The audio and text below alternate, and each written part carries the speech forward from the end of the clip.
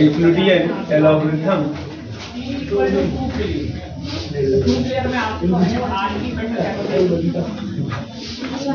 देखिए इसमें वही है, बहुत सिंपल तरीका है कि अगर let A and B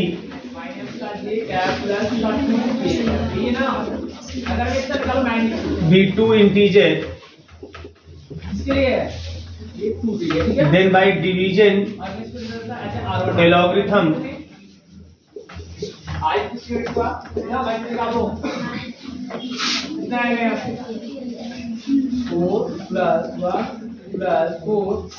there exists q and r such that a is equal to क्या जाएगा bq plus r, और जहां पे r जो होगा वो 0 होगा या 0 से बड़ा होगा बट b से लेस होगा, इस तरीके से।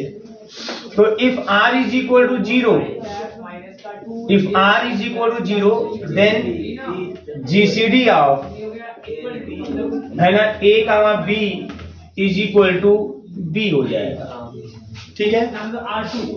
अगर r इक्वल टू क्या हो जाए 0 तो GCD AB का b, मतलब अगर दो नंबर आपके पास दो इंटीजर हैं और दो इंटीजर में अगर एक इंटीजर दूसरे को डिवाइड कर रहा है तो कंफर्म है कि जो डिवाइड कर रहा है वही आपका GCD हो जाएगा। जैसे है ना 3 और 6 हो गया, है ना 5 और 10 हो गए, है ना 10 और 20 हो गए, ऐसे मतलब एक जो इंटीजर है दूसरे क्या करता है डिवाइड करता है, तो जो डिवाइड करेगा वही आपका हो जाएगा GCD, है ना।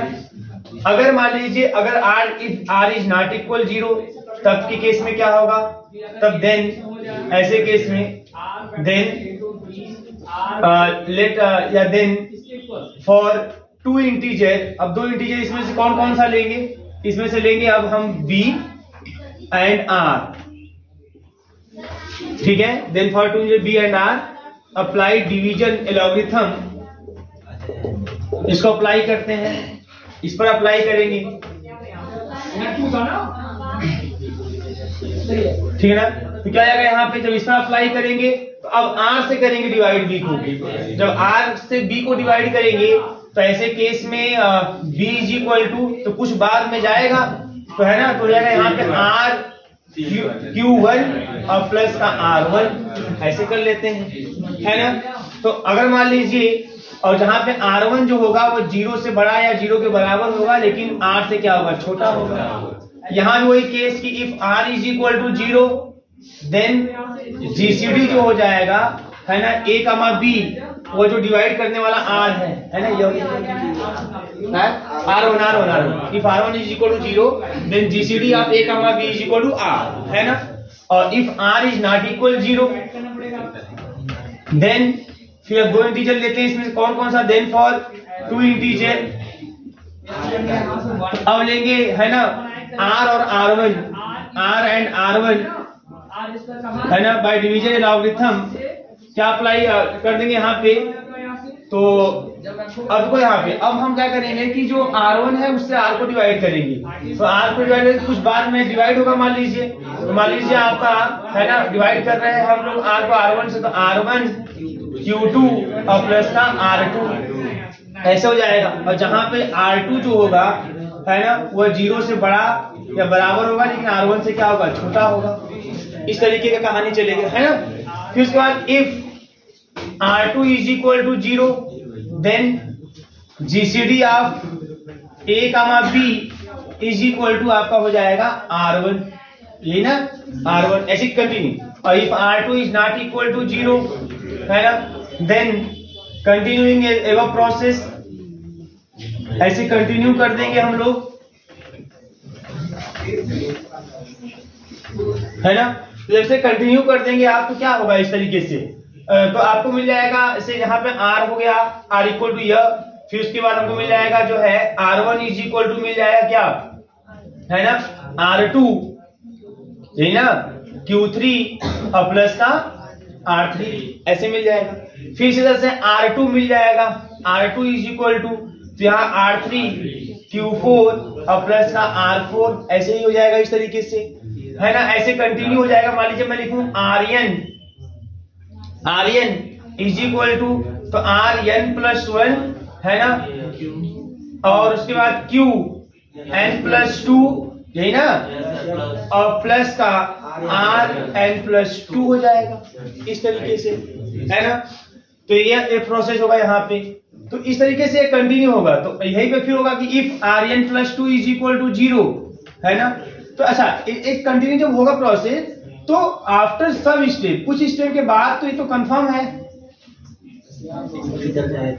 हाँ, सम स्टेप वी गेट, है ना, रिमाइंडर जो है, रिमाइंडर 0, है ना, रिमाइंडर आपको 0 मिलेगा, रिमाइंडर 0, रिमाइंडर लेट मान लेते हैं कि Rn+2 ही 0 हो जाए, देन तो Rn इज इक्वल टू हो जाएगा Rn+1 और Qn+2। तो ऐसे केस में जो GCD होगा A और B का वो Rn+1 हो जाएगा। बात समझ मारिए। तो एक कार्यक्रम चलता रहेगा, कहीं ना कहीं डिवाइड होगा, नहीं डिवाइड होगा तो फिर जाके 1 पे होकर करेगा लास्ट में, है ना। तो होना ही होना है। तो ये प्रोसेस होता है। इसी प्रोसेस पे हम लोग जो है GCD निकालते चले आ रहे हैं क्लास 6, 7, 8 के लेवल से, ठीक है ना। इसको नोट कर लीजिए, फिर आगे कंटिन्यू करते हैं। इधर नोट करिए, if A is equal to BQ plus R, if A is equal to BQ plus R, then GCD of A comma B is equal to GCD B comma R, ठीक है। ये कहानी देखिए कि अगर A is equal to BQ plus R है तो AB के GCD वही होगी जो B और R का GCD होगा, है ना। तो जैसे अभी आप बहुत सामान्य सी बात है, जैसे मान लीजिए हमने 8 और 24 ही ले लिया, इस तरीके से 24 का थोड़ा सा और बढ़ा लेते हैं, इसको 28 कर देते हैं, कुछ रिमाइंडर ही बचे, तब समझ में आएगा। अब देखो यहाँ पे 28 को हम लिख सकते हैं 8 मल्टीप्लाइड बाई 3 और प्लस का 4, यही हो जाएगा यहाँ पे। यह A हो गया हमारा, यह B हो गया, है ना, यह Q हो गया और यह R हो गया, है ना। तो अब AB का GCD आप निकालिए, GCD ऑफ AB मतलब 28 का 8, तो कितना आ जाएगा, 4 आ जाएगा। अगर आप GCD, है ना, सही है भाई, है ना, तो Q और B और R का B R निकाल 8 और 4 का निकालेंगे तो अगेन आपको 4 मिल जाएगा। तो वही मतलब है कि अगर A is equal to BQ plus R है तो GCD जो AB का होगा, AB का, है ना, वही GCD आपका B और R का होगा, ठीक है। तो जी आराम से बाई एग्जाम्पल आप देख सकते हैं, इसको प्रूफ कर लेते हैं।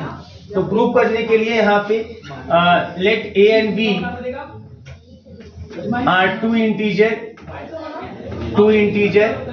such that ये दिया है कि A बराबर क्या है, BQ प्लस R है ना।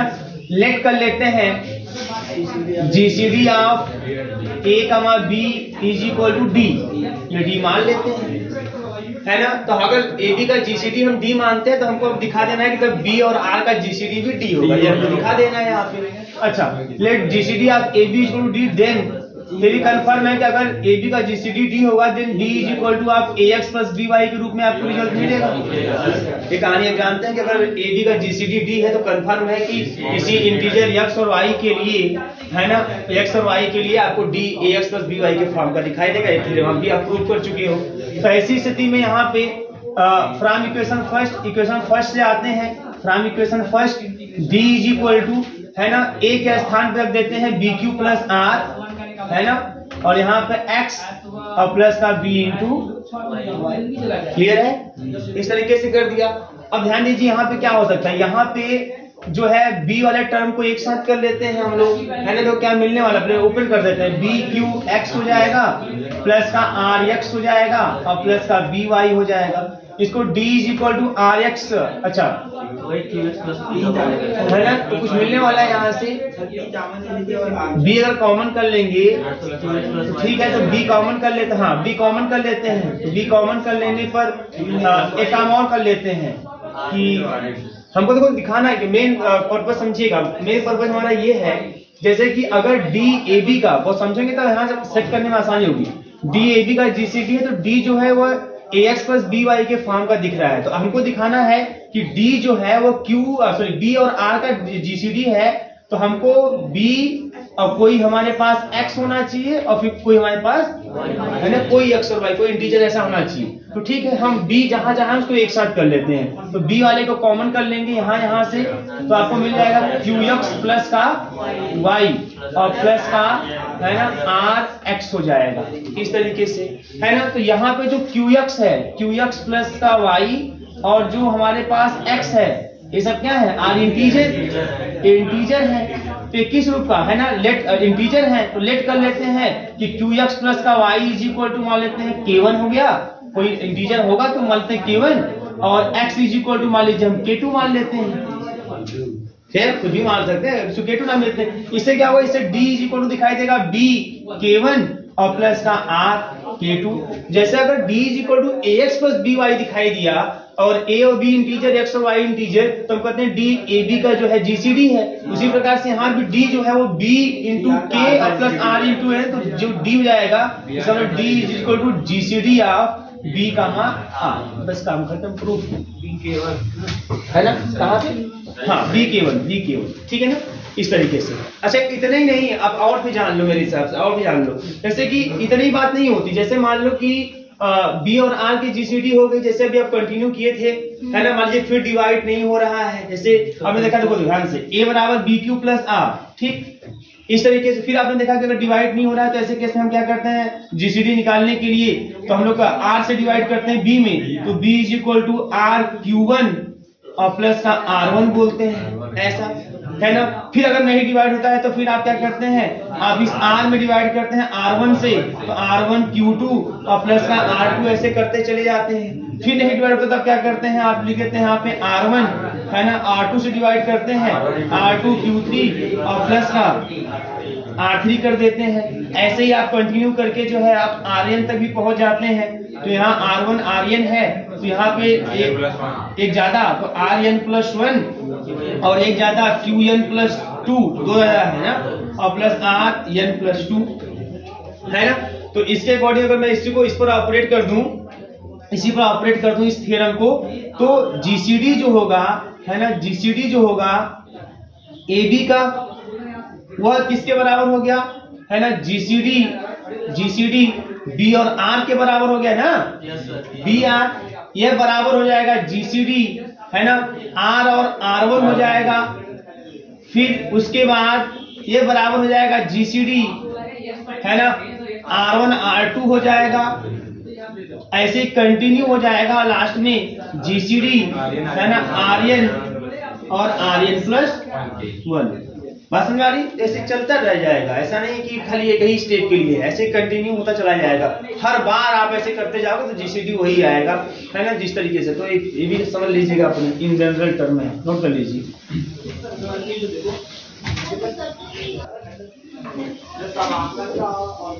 चलो मान लो 130 ले लिया और 8 ले लिया, चलो 8 और 130 ले लिया, ऐसे ठीक है ना। तो अब क्या होगा? 8 और 130 लेंगे तो फिर क्या हो जाएगा? यहाँ पे 130 है ना इज इक्वल टू, तो 8 से डिवाइड करेंगे कितनी बार जाएगा? 16 है ना, 16 हाँ 8 इंटू 16 प्लस 2 हो जाएगा, है ना, इस तरीके से। फिर उसके बाद ये 2 हो गया, फिर क्या करेंगे? तो कट गया एक ही बार में। चलो यहाँ है ना, फिर हमारे पास क्या हो गया?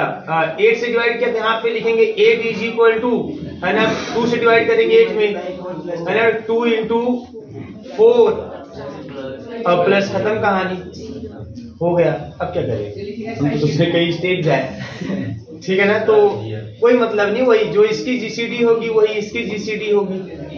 बात समझ में आ रही है ना? तो जीसीडी आपका जो सेम आएगा। इससे आगे कितना है? जीसीडी 4 ही आया ना, कितना आया है? उल्टा हो गया क्या?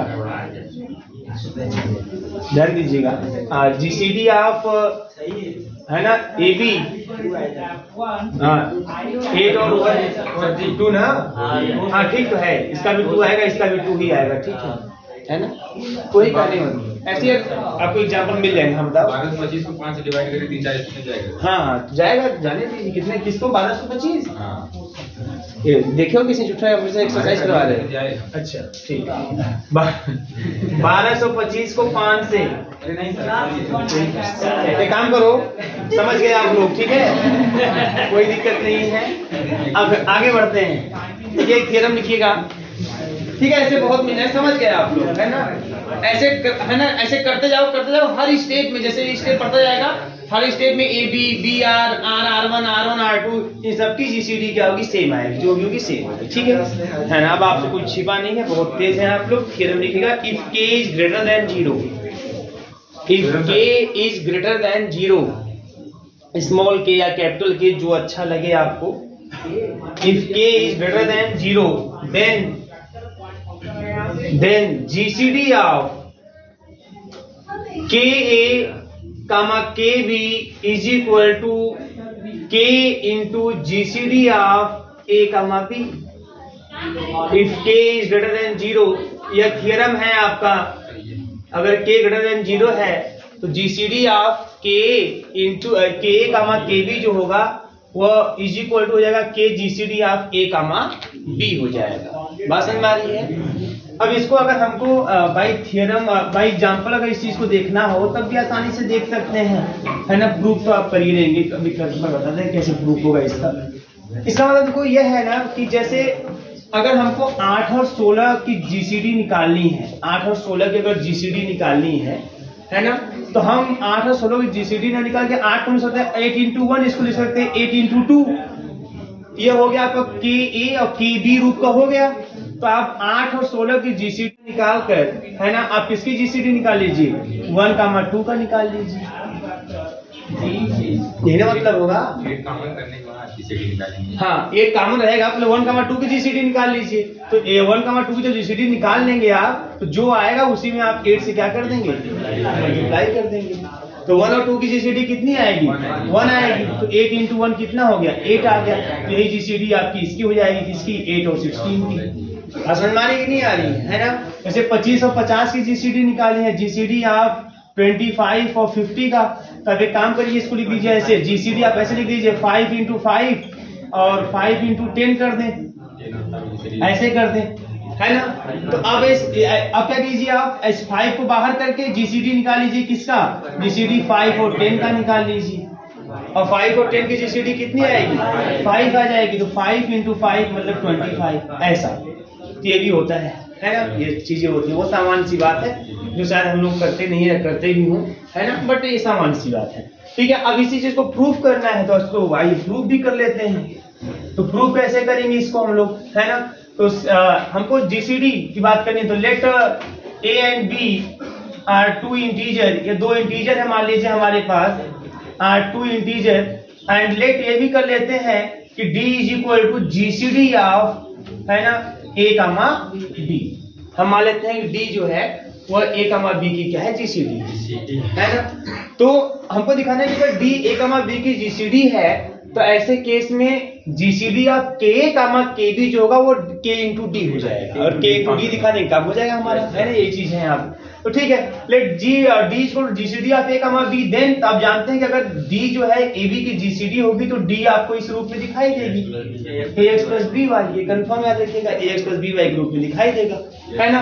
अब अगर हम दोनों साइड के से मल्टीप्लाई कर ले तो डी के, है ना, इज इक्वल टू के से मल्टीप्लाई कर रहे हैं तो के ए एक्स प्लस के बी वाई हो गया, इस तरीके से। क्लियर है ना। अब इसको हम ऐसे कर लें, इसको हम इस तरीके से कर लेंगे, इसको हम k इंटू डी लिख दे, कोई दिक्कत, तो इसमें कोई दिक्कत नहीं है।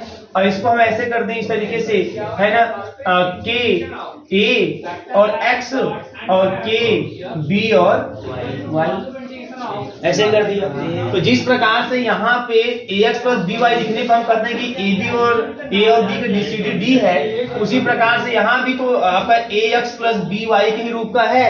इसका मतलब कि जीसीडी आप जो ka, kb होगा वो क्या हो जाएगा, वो kd हो जाएगा, तो kd हो जाएगा। और k और d क्या है, d जो है वो जीसीडी आप a, b है।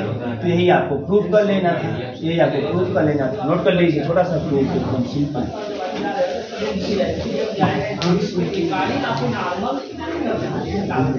है ना। लेकिन उसके पहले हेडिंग करिए list common multiple, list common multiple, list common multiple bracket में एलसीएम, ब्रैकेट में एलसीएम, ठीक है, एलसीएम। तो देखिए अब लिस्ट कॉमन मल्टीपल क्या होता है कि if A and B are any two integer, are any two integer, then the least common multiple, multiple इसी को हम शॉर्ट में एलसीएम लिख दें, LCM of A and B is denoted by, मान लेते हैं कि एम से डिनोट कर रहे हैं, इज डिनोटेड बाई एम, और एम इज इक्वल टू क्या है, LCM of A comma B, ठीक है, इस तरीके से। एंड सेटिस्फाइज फॉलोइंग कंडीशन,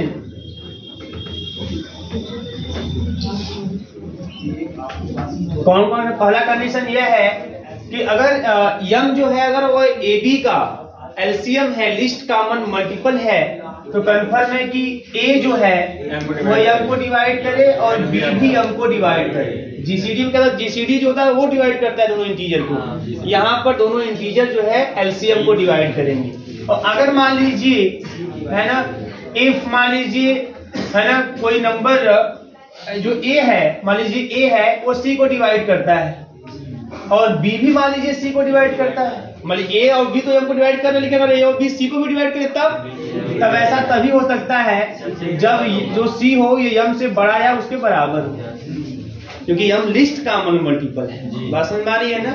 तो जैसे अभी आप कोई भी ले लीजिए, जैसे मैंने 2 और 4 ही ले लेते हैं, तो 2 और 4 का जो एलसीएम होगा कितना आएगा, 4 आएगा, 4 आएगा। तो यह ए आपका हो गया, यह बी हो गया, और एलसीएम ऑफ ए का बी आपका हो गया है ना, 4 हो गया, इस तरीके से है ना। तो यहाँ पे 2 4 को डिवाइड करेगा, 4 भी 4 को डिवाइड करेगा। अब आप जानते हैं कि 2 जो है वह 8 को भी डिवाइड करता है, 4 भी 8 को डिवाइड करता है, तो ये भी कंफर्म है कि जो हमारा एलसीएम है वो इस 8 से क्या होगा, लेस होगा, है ना। तो अगर हमारा जो ए बी नंबर है वो तो एलसीएम को डिवाइड करवे करते हैं, अगर वो किसी और भी थर्ड इंटीजर को डिवाइड करते हैं दोनों, तो ऐसी स्थिति में है ना जो वो नंबर होगा वो एलसीएम से बड़ा होगा या तो बहुत होगा, उससे क्या होगा, बराबर होगा। बस समझ में, ये कहानी होती है। अब जानते ही हैं, इसमें कुछ कहानी वाली बात नहीं। क्लियर है डिफिनेशन? ठीक है, निकालने की जरूरत नहीं, निकाल बताऊंगा आपको, 2 नंबर लेके एलसीएम निकाल के, तेज है आप लोग, है ना? हाँ कर लीजिए।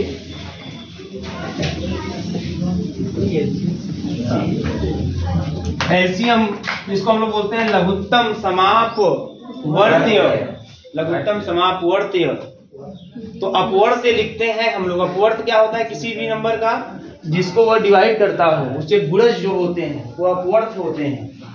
बस हमारी जैसे अभी 2 और 4 का देखना है, तो 2 के अपवर्त क्या होंगे, 2 4 6 8 10 12, ऐसे 2 के अपवर्त होंगे 4।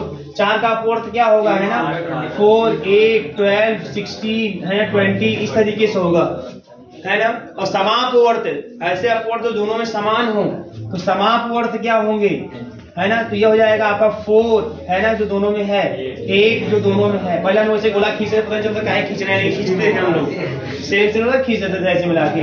8 12 भी है, इस तरीके से है, 16 भी आएगा, है ना, ऐसे आते जाएंगे, तमाम आते जाएंगे। अब इस समापवर्त में जो लघुत्तम है, जो सबसे छोटा है, वो कौन है, 4 है, तो 4 ही हो जाएगा इसका एलसीएम, लघुत्तम समापवर्त हो जाएगा एलसीएम। ठीक है, लिस्ट कॉमन मल्टीपल, ठीक है, मतलब लिस्ट कॉमन मल्टीपल, मल्टीपल ही तो है, ऐसे 2 4 6 ऐसा मल्टीपल लिख रहे हैं ना। अब ऐसा मल्टीपल जो सबसे छोटा हो और दोनों में कॉमन, वही एलसीएम हो जाता है। इंग्लिश में, हिंदी में तो समझी गए, है ना। हिंदी तो हम लोग भाई भाषा है ना, मातृभाषा है, राष्ट्रभाषा है, इसमें तो समझाने की कोई जरूरत नहीं है। निशान क्या जी, मायूस मत हो, तुम कहाँ इतना मायूस हो रहे हो? सर जी निशान ग्रुप डी देखिएगा किसी कार मिली है ऐसे कोई बात नहीं है, ठीक है। फिर लिखिएगा फॉर पॉजिटिव इंटीजर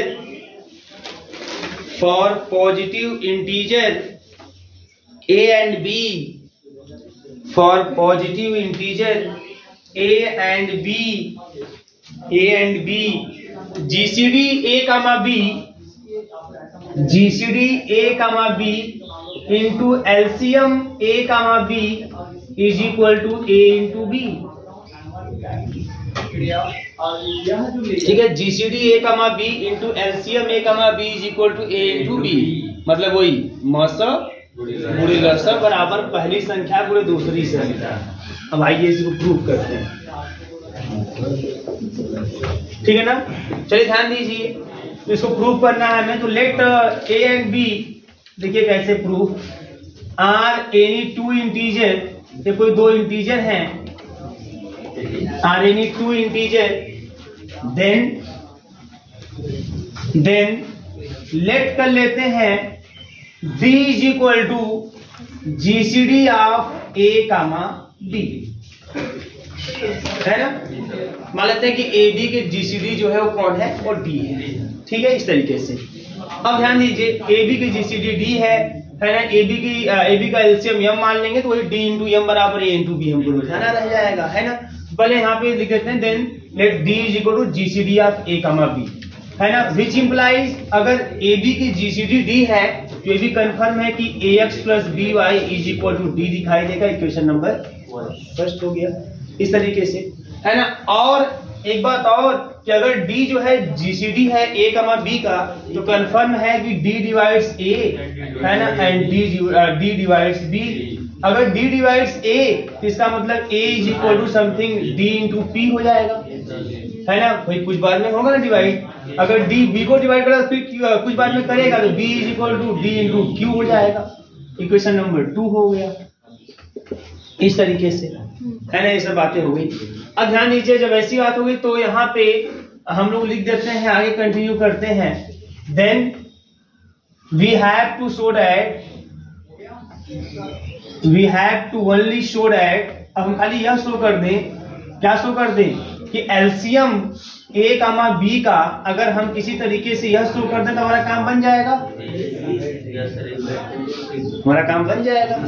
है ना, कि AB का एलसीएम जो है वो AB बाई D है। अगर ये हम शो कर दें तभी हमारा काम बन जाएगा। फिर जैसे ही हो जाएगा D उधर भेज देंगे और D GCD आप भी हमने माना है, काम हो जाएगा इस तरीके से, ठीक है ना। नोटंकी है, केवल कुछ है होने वाला नहीं है, ठीक है। अब यह हो जाएगा इस तरीके से। अब आगे देखिएगा, तो लेट कर लेते हैं कि LCM of A comma B is equal to M, है ना। Then we have to show, तब हमें क्या शो करना है इस तरीके से, show M is equal to A by B, A into B upon D।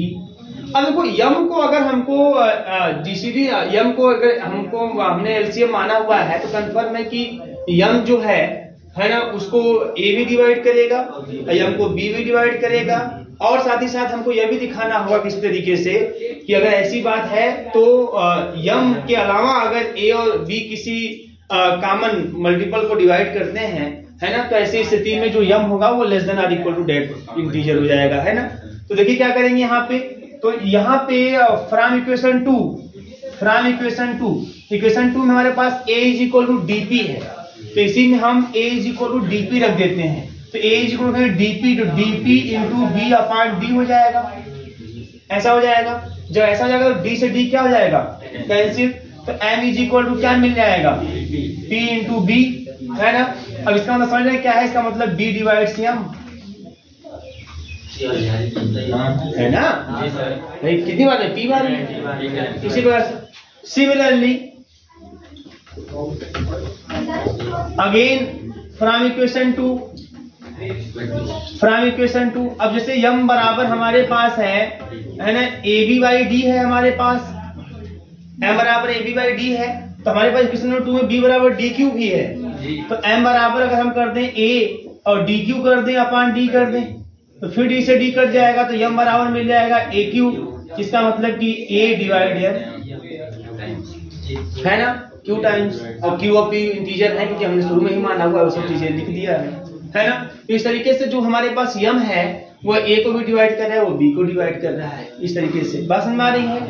अब क्या करते हैं हम लोग, अब हम लोग यहाँ पे लेट कर लेते हैं, लेट अब कोई सी ले लेते हैं, है ना, सी जिसको यम डिवाइड करता हो, है ना, जिसको यम क्या करता हो, डिवाइड करता हो, सॉरी यम नहीं, सी जिसको ए भी डिवाइड करता हो बी भी, यही मतलब है भाई।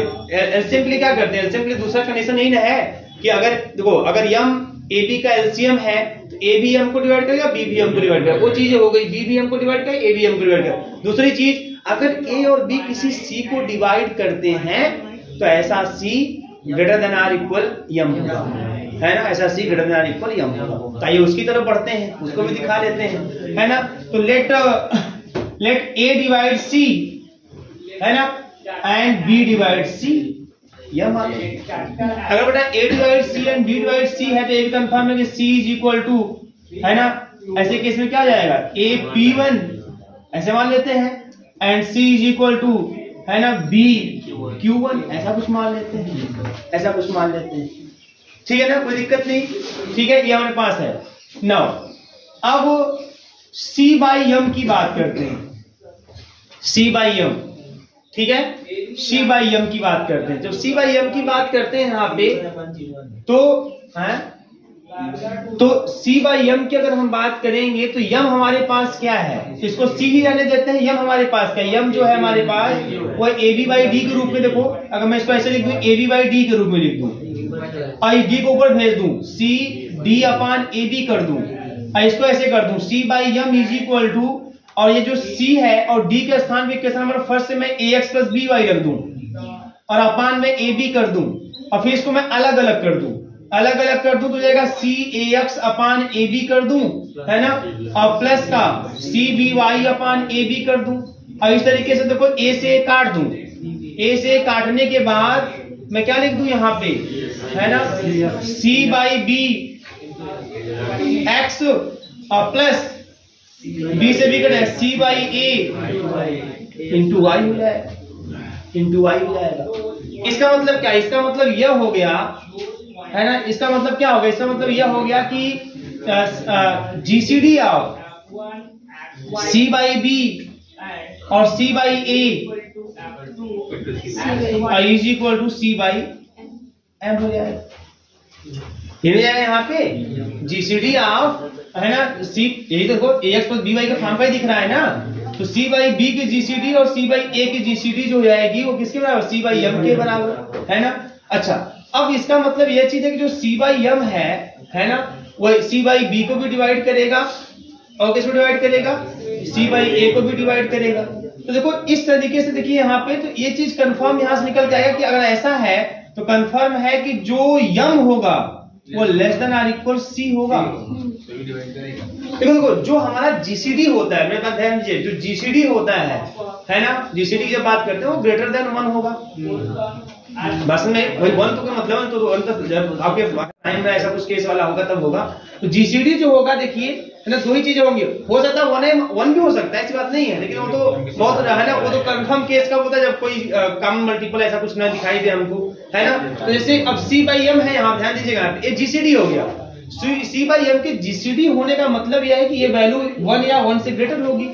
अब सी बाई एम ध्यान देना, यहाँ पे सी बाई एम की वैल्यू 1 या 1 से ग्रेटर होगी क्योंकि जीसीडी है।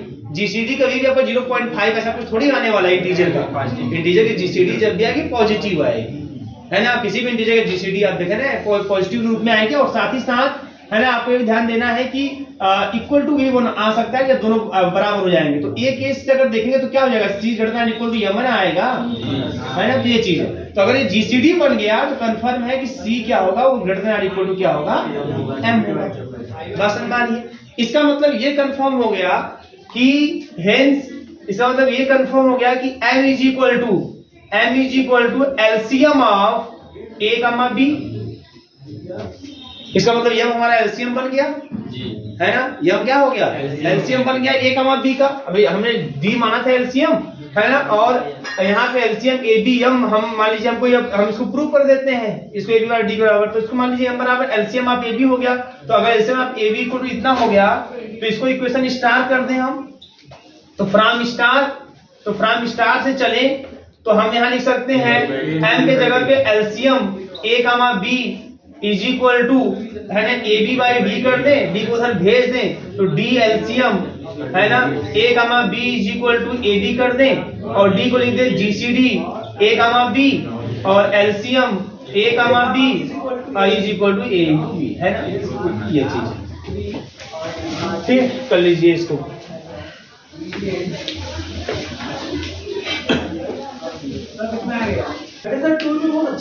जी जी अच्छा लगा ना। लिखिए क्वेश्चन लिखिए फाइंड जीसीडी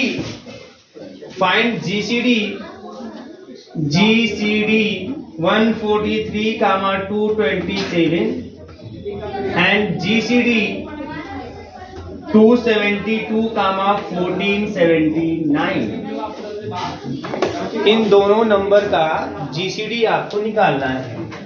निकाल लेंगे ना आप लोग? कैसे करना पता है ना, वही ए बराबर बी क्यू प्लस आर वाले सिस्टम से। कंफर्म बताइए किसी को प्रॉब्लम नहीं है? पढ़ाएंगे जैसा कहिए।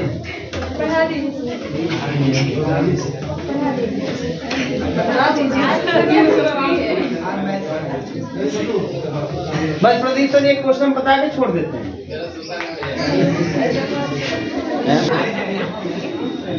देखो मिसाल वही है ना, हम ठान एक का बताना है, हो गया एक तो हो गया। दूसरा क्वेश्चन नोट करिए, कर लेंगे ना सब लोग? ठीक। अब लिखिए question, use the Euclidean algorithm to find the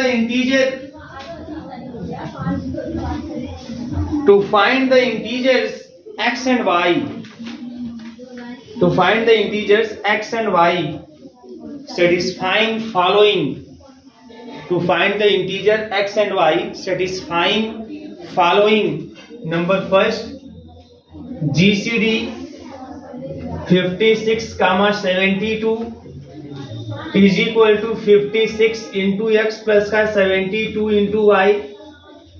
number second GCD 119, 272 119x plus 272y।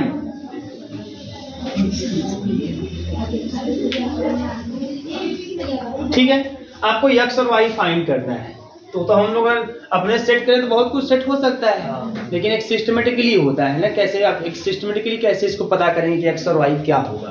तो एक क्वेश्चन हम करते हैं, क्वेश्चन आप लोग करेंगे, ठीक है ना। तो भाई पहले हमारा करने का मतलब है तो पहले हम पहला वाला ही करेंगे, ठीक है। आइए सॉल्यूशन की तरफ बढ़ते हैं और इसी के तहत हम उसको भी समझ लेते हैं, वो भी चीजें आ जाएंगी, है ना, समझ में तुरंत। इसी के तहत वो भी निकल जाएगा, इसलिए मैंने उसको किया भी नहीं क्योंकि मुझे करना ही था। यहाँ देखिए 56 और 72 का पहले जीसीडी निकाल लेते हैं। कैसे निकालते हैं? हाँ बहुत तेज, लेकिन फिर भी हम नहीं मानेंगे, हम लगाएंगे। 72 इज इक्वल टू है ना, कितना जाएगा बेटा यहाँ पे? 56 इंटू 1 ना, अब प्लस का कितना बताओ जी? 16 हो गया। क्लियर है ना सबको? ये हो गया ना, तो कर लेंगे सब लोग। फिर उसके बाद रिमाइंडर 0 नहीं हुआ, अगर रिमाइंडर 0 हो गया होता तो यही बन जाता है जीसीडी। रिमाइंडर 0 नहीं हुआ तो जो 56 है इसमें रिमाइंडर से डिवाइड करेंगे, है ना। कितना जी? 16 से 48 और प्लस का 8, अभी भी रिमाइंडर 0 नहीं हुआ तो अब 16 में 8 से डिवाइड करेंगे, 8 इंटू 2 प्लस 0, रिमाइंडर 0 हो गया। इसका मतलब जो जीसीडी है 56, 72 इज इक्वल टू 8 हो गया। क्लियर है? इज इक्वल टू 8 हो गया। अब आगे कहानी ध्यान दीजिएगा, हमको इस फॉर्म में इसी 8 को इस फॉर्म में लिखना है और x और y फाइंड करना है, ठीक है ना, कि क्या x और y होगा ताकि इस फॉर्म में हो जाए। नाउ ध्यान दीजिएगा कैसे लिखते हैं। है ना। ऐसे ये चूंकि जब आप हाई स्कूल की किताब खोलेंगे तो एनसीईआरटी वाली बुक खोलेंगे तो उसमें नहीं है क्वेश्चन, लेकिन जब साइड बुक कुछ खोलेंगे तो ऐसे क्वेश्चन आपको मिल जाएंगे हाई स्कूल में, है ना। एक बार इसी में शौक गया, तो एनसीईआरटी वाली बुक थी, तो हम एक साइड बुक वाली बुक थी, मेरा भाई पढ़ रहा था तो हम उसको उठा लिए, शौक गए, यही क्वेश्चन आ गया, लगा माथा चकराने क्या हो रहा है आखिर में, है ना। हाँ क्योंकि शौक नहीं लगता है ना कि आइए देखते हैं कुछ नया, कुछ दिखाओ मुझे, कुछ नया दो, तो उठा के दे दिया एक साइड बुक, और उसमें यही क्वेश्चन आ गया, ऐसे ही एकदम सेम यही क्वेश्चन आ गया, है ना। काफी समय तक माथा पच्ची करना पड़ा मुझे, लेकिन कुछ था नहीं विशेष। ध्यान दीजिए क्या था एक्चुअल में, एक्चुअली वो सेट किया था, हमने समझा था कि वो सेट कैसे किया, सब समझ में आ रहा था कि हाँ ऐसे ऐसे हो रहा है, ये सब चीजें हो रही हैं, ठीक है सब समझ में आ रहा है, लेकिन वो सेट कैसे कर रहा है ये चीज पकड़ नहीं पा रहे थे, है ना। लेकिन आया 10-5 मिनट बाद आया समझ में। देखो आपको ध्यान के देना करना क्या है, कैसे इसको सेट करना होता है। अब देखो 8 है ना जीसीडी, इसका जो स्मॉल जो इंटीजर है वो 56 है, 56 लिखिएगा माइनस, ठीक है ना। अब यहाँ जो आप देख रहे हैं ना 16, लास्ट वाला स्टेप 16, इसमें ऐसा मल्टीप्लाई कीजिए 16 में, ताकि उसको जब 56 से घटाएं तो 8 आ जाए, तो 3 कर देंगे, ऐसे 3 कर दीजिए, ठीक है ना। बात समझ में आ रही है। इसको लिखिएगा 56 माइनस का, अब इस 3 को बाहर ही रखिएगा, अब जो 16 है ना, अब 16 है, अब इसको कैसे लिखिएगा, अब इसका जो सबसे बड़ा नंबर है वो 72 है, वो क्या है 72, और जो छोटा नंबर है वो 56 है ना। अब 56 में किससे मल्टीप्लाई करें, है ना, कि 16 आ जाए हमारा, और उसमें से घटाएं, क्या होगा बताइए, 1 होगा ना, ये हो जाएगा सर, वही वाला स्टेप तो है, वही स्टेप हो जाएगा ना। हाँ वही तो मैंने बोला था, कुछ था नहीं वहां पे, सब दिख रहा था कि हाँ यही सब हो रहा है ना, लेकिन आपको करना क्या है वही चीज है ना। 72 माइनस का 56, अब इसके बाद इसको अलग अलग कर दीजिए, 56 माइनस का 3 इंटू 72, है ना, और माइनस का प्लस का 3 इंटू 56, है ना। अब यहां से क्या करिए आप, तो 56 वाले टर्म को पहले लिख दीजिए, तो 3 इंटू 56 और 56 4 इंटू 56, है ना, 4 इंटू ऐसे कर लेता और अच्छा रहेगा, 56 इंटू 4 कर दें, है ना, मतलब वही हो गया, और फिर माइनस क्या प्लस कर दें, और 72 इंटू माइनस का 3, तो 8 इज इक्वल टू आ गया।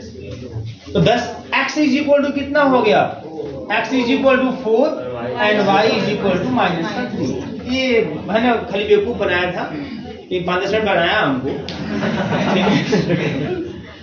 लेकिन था कुछ, मतलब वही में देखा तो कहाँ से क्या चीजें कर दिया, मुझे लगा कुछ है ही नहीं इसमें, वास्तव में कुछ है नहीं इसमें, है ना, खाली इधर उधर खाली करना है। तो लेकिन आपको इस तरीके से करना है, वो चीजें दिखेंगी आपको, यही उत्तर है, यही चीज हो रहा है, सब दिखेंगी, लेकिन एक सिस्टमेटिक रूप से आपको यही पैटर्न फॉलो करना है। हर क्वेश्चन में जो भी इस तरीके का क्वेश्चन आएगा उसमें आपको एक पैटर्न फॉलो करना है सेम। ऐसे दूसरा वाला भी आप करिएगा, ठीक है। इसी के साथ 4 क्वेश्चन पूरा हुआ, 2 क्वेश्चन वहां वाला और 2 क्वेश्चन यहाँ वाला, ठीक है। तो आज का क्लास यहीं पे खत्म।